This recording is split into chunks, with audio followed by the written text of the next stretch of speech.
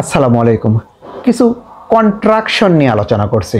Contraction হলো কোনো শব্দের কোনো অক্ষর বাদ দিয়ে যদি অন্য কোনো ওয়ার্ডের সাথে সম্পৃক্ততা বোঝায়, এটি হলো কন্ট্রাকশন।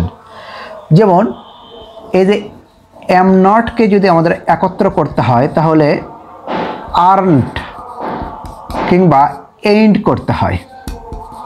এই যে অ্যাপোস্ট্রফি সেখানে বসবে, কিন্তু এটা যদি আমরা একত্র বোঝাই। ক্যানট যদি দেখি তাহলে হবে হলো কান্ট। শ্যাল নট থাকলে একত্র বোঝালে শান্ট, এবং উইল নট থাকলে যদি আমাদের পড়তে হয় বা দেখি তাহলে ওয়ান্ট। এটি আমাদের মাথায় রাখতে হবে। তাহলে আর কি, এই অক্সিলারি কিন্তু আরও যতগুলো আছে, যেমন ইজ নট যদি থাকে তাহলে ইজেন্ট হবে, ডু নট থাকলে ডন্ট, ডিড নট থাকলে ডিডেন্ট। অন্যগুলোর ক্ষেত্রে কোনো সমস্যা নেই, আমাদের এই কটাতে সমস্যা।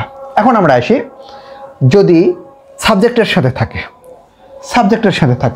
তাহলে সাবজেক্টের সাথে যেমন আই এম তাহলে আম, ওকে।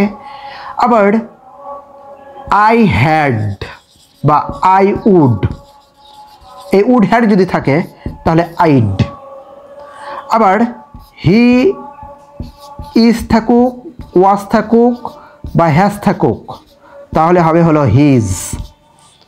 ঠিক তেমনিভাবে অ্যামিজ আরও যদি থাকে, যেমন ইউ আর ওয়ার তাহলে ইউয়া আরি। হ্যাভ থাকলে অ্যাব, ওকে।